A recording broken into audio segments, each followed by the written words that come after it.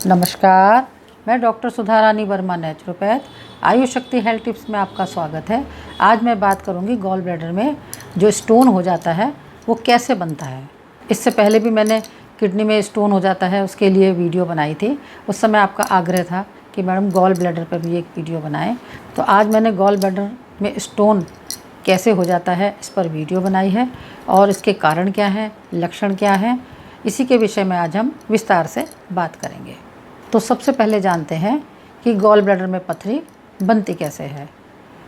तो लीवर से पित्त निकलकर जहाँ जमा होता है उसे गॉल ब्लैडर कहते हैं और गॉल ब्लैडर से पित्त जो निकलता है वो हमारे भोजन के पाचन में मदद करता है। और कभी कभी किन्हीं कारणों से पित्त ठीक से नहीं निकलता, उसका कार्य धीमा पड़ जाता है, जिस कारण से उसी पित्त में से छोटे छोटे कण के रूप में जो कोलेस्ट्रॉल होता है, बाइल पिगमेंट होते हैं और जो कैल्शियम सॉल्ट होते हैं वो छोटे छोटे पत्थरों के रूप में पित्त के अंदर जमा हो जाते हैं। और कभी कभी ये गॉल ब्लैडर के अंदर छोटे छोटे पत्थर के रूप में काफ़ी सारे जमा हो जाते हैं। कभी कभी कोई एक बड़ी पत्थरी जैसा रूप ले लेती है, बड़े पत्थर जैसा रूप ले लेती है और कभी कभी एक चूरे जैसा गॉल ब्लैडर के अंदर, पित्त की थैली के अंदर इकट्ठा हो जाता है। वैसे तो गॉल ब्लैडर में जब पथरी बन जाती है तो प्रकृति उसको बाहर निकालने की पूरी कोशिश करती है और कई बार बाहर निकाल भी देती है, वो हमें पता भी नहीं चलता।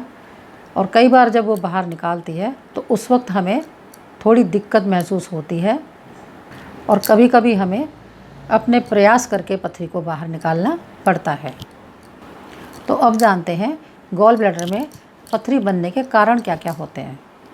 तो गॉल ब्लैडर में पथरी बनने का सबसे मेन कारण है कॉन्स्टिपेशन।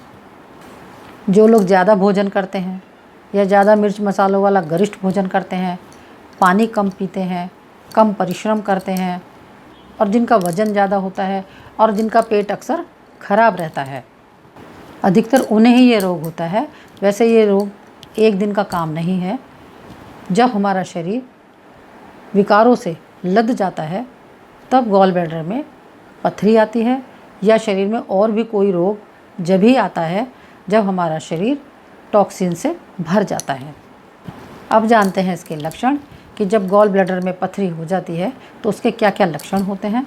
इससे पहले अगर आपने मेरे चैनल को सब्सक्राइब ना किया हो तो प्लीज़ सब्सक्राइब कर लें और बेल बटन भी प्रेस कर लें ताकि आने वाली सभी नई वीडियो का नोटिफिकेशन आपको मिलता रहे। अब बात करते हैं लक्षणों की कि जब गॉल ब्लैडर से पथरी अपने आप बाहर निकल आती है तो कभी कभी लीवर के पास दर्द महसूस होता है। अगर पथरी बड़ी होती है और अपनी जगह से हिल जाती है तो भी गॉल ब्लैडर में बहुत ज़्यादा दर्द महसूस होता है और कभी कभी वो दर्द इतना असहनीय होता है कि उसके कारण फीवर भी आ जाता है, जी मिचलाता है, उल्टी आती है और व्यक्ति दर्द के कारण पसीने पसीने हो जाता है, ठंडे पसीने आने लग जाते हैं, बहुत ही थकान और कमज़ोरी फील करता है। पथरी चाहे गॉल ब्लैडर में हो, मूत्राशय में हो, किडनी में हो, कहीं पर भी हो, पथरी कोई रोग नहीं है। पथरी आने का मुख्य कारण हमारे बॉडी के अंदर टॉक्सिन्स का बहुतायत में जमा होना होता है। जब शरीर के अंदर बहुत ज़्यादा विष पैदा हो जाते हैं तब वो पथरी का रूप ले लेते हैं। इसीलिए पथरी का ऑपरेशन कराने के बाद भी पथरी बनना बंद नहीं होती। पथरी जब भी बंद होती है जब हम अपने पूरे शरीर को डिटॉक्स करते हैं। तो शरीर को डिटॉक्स करने के लिए मैं आपको कुछ नेचुरल तरीके बताऊंगी और कुछ घरेलू नुस्खे बताऊंगी। तो सबसे पहले बात करते हैं घरेलू नुस्खे की। तो जो पहला नुस्खा है उसमें हमें मुनक्का भिगो करके खाना है। तो इसके लिए रात को 10 मुनक्का भिगो दें और सुबह उसके बीज निकालकर खाली पेट चबा चबा करके खाएं। और जब मुनक्का खाएं तो मुनक्का के साथ में 300 ग्राम सेब भी खाने ज़रूरी हैं। इसी तरह से जब शाम को 4 बजे हमें मुनक्का खाना है तो उसके लिए हम सुबह मुनक्का भिगो दें तो शाम को वो फूल कर तैयार हो जाएंगे और शाम को 4 बजे के या 5 बजे के आसपास आप मुनक्का के बीज निकाल कर वो 10 मुनक्का खा लें और साथ में 300 ग्राम नाशपाती या बब्बू गोशा आपको ज़रूर खाना है। और जिन व्यक्तियों को डायबिटीज़ है वो व्यक्ति मुनक्का की जगह अंजीर खा सकते हैं। तो 3 अंजीर सुबह खाएं भिगो करके और 3 अंजीर शाम के समय भिगो करके खाएं। और उसके साथ सुबह जैसे अंजीर खाएंगे तो आपको सेब भी साथ में खाना है, ऐसे ही शाम को अंजीर के साथ बब्बू गोशा आपको खाना है। और अंजीर शुगर को भी कंट्रोल करती है। और मुनक्का के जो बीज निकलते हैं उन बीजों को आपको फेंकना नहीं है, उन बीजों को आप धूप में सुखा लें और उसका पाउडर बनाकर रख लें। और रात को सोने से पहले 1 ग्राम का चौथाई हिस्सा आपको लेना है और उसके ऊपर हल्का गर्म दूध घूंट घूंट करके पीना है। और ये काम आपको रोज़ाना करने हैं। ये तो आपको नाश्ते में लेना था। और जब आप सुबह उठते हैं, सुबह उठकर सबसे पहले 1 गिलास हल्के गर्म पानी में आधा नींबू निचोड़ करके घूंट घूंट करके पिएं। और उसके 1 घंटे बाद सफ़ेद पेठे का जूस निकाल करके करीब 200 ग्राम जूस आपको निकालना है और उसको घूंट घूंट करके पीना है। और उसके 1 घंटे बाद ही आपको नाश्ता करना है, जो मैंने अभी आपको बताया है। पेठे में आयरन और विटामिन ए, बी, सी और पोटेशियम भरपूर मात्रा में होता है। पेठे का सेवन करने से यूरिन बिल्कुल खुल करके पास होता है, शरीर से टॉक्सिन्स बाहर जाते हैं और बिना ऑपरेशन के पथरी धीरे धीरे निकलने लग जाती है। पेठा लीवर की गर्मी को बाहर निकालता है और बॉडी को डिटॉक्स करता है। इसके अलावा एक प्राकृतिक चिकित्सा भी बताऊंगी आपको, क्योंकि ये जो चिकित्सा मैं आपको बता रही हूँ पथरी निकालने में इसका बहुत ही अहम रोल है।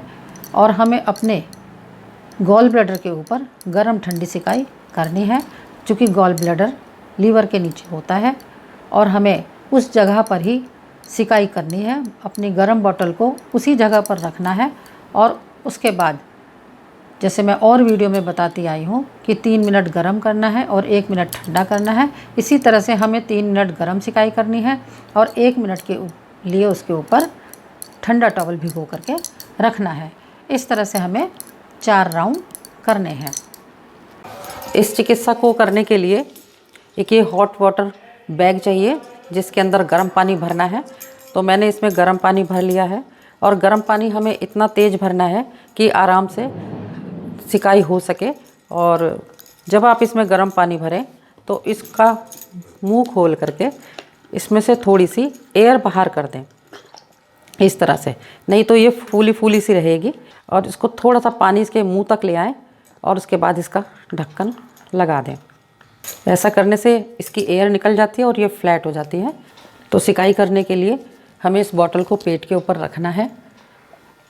और अगर ये बॉटल ज़्यादा तेज़ गर्म हो तो इसके नीचे एक छोटा सा टॉवल फैला लें जिससे स्किन के ऊपर एकदम तेज़ ना लगे।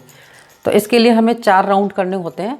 तो सबसे पहला राउंड ये है कि 3 मिनट हमें गर्म करना है और 1 मिनट के लिए ठंडा करना होता है। तो जब ये इसको बॉटल को रखे हुए 3 मिनट हो जाएं तो इस बॉटल को हम हटा देंगे और ठंडे पानी में टॉवल भिगो करके ये 1 मिनट के लिए हमें इस पेट के ऊपर फैलाना है।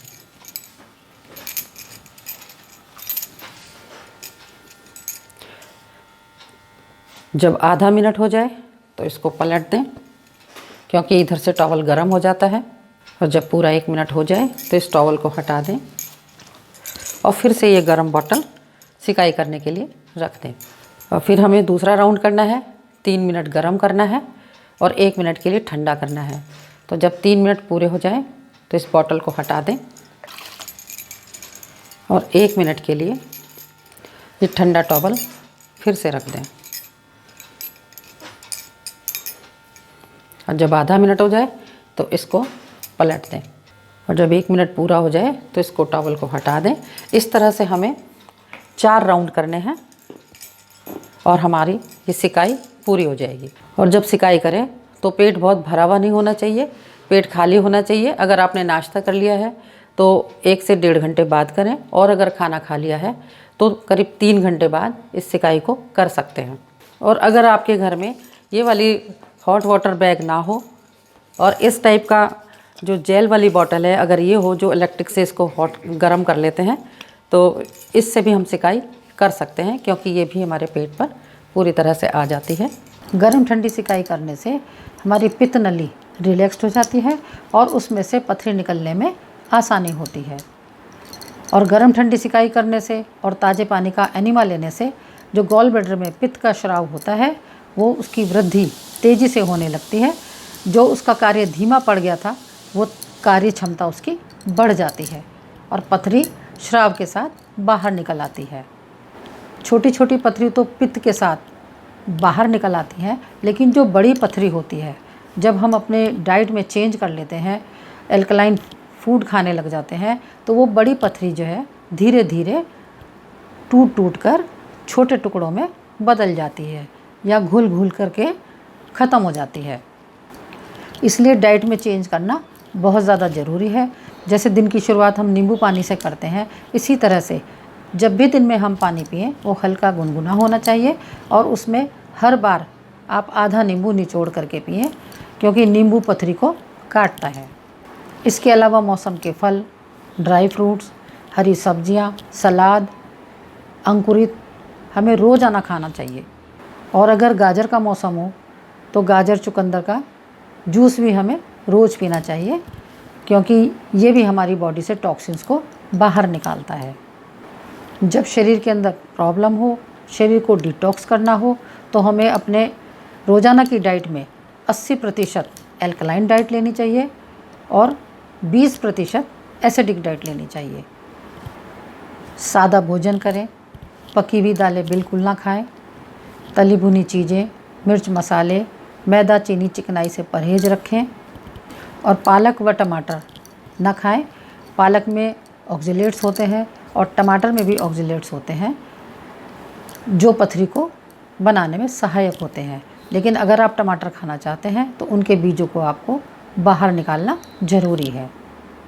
अगर आप नियमित रूप से पेट पर गर्म ठंडी सिकाई करेंगे और ज़रूरत पड़ने पर ताज़े पानी का एनिमा लेंगे, क्योंकि पेट साफ़ रखना बहुत ज़्यादा ज़रूरी होता है, और डाइट पर पूरा ध्यान रखेंगे तो आपको गॉल ब्लैडर ऑपरेट कभी नहीं कराना पड़ेगा।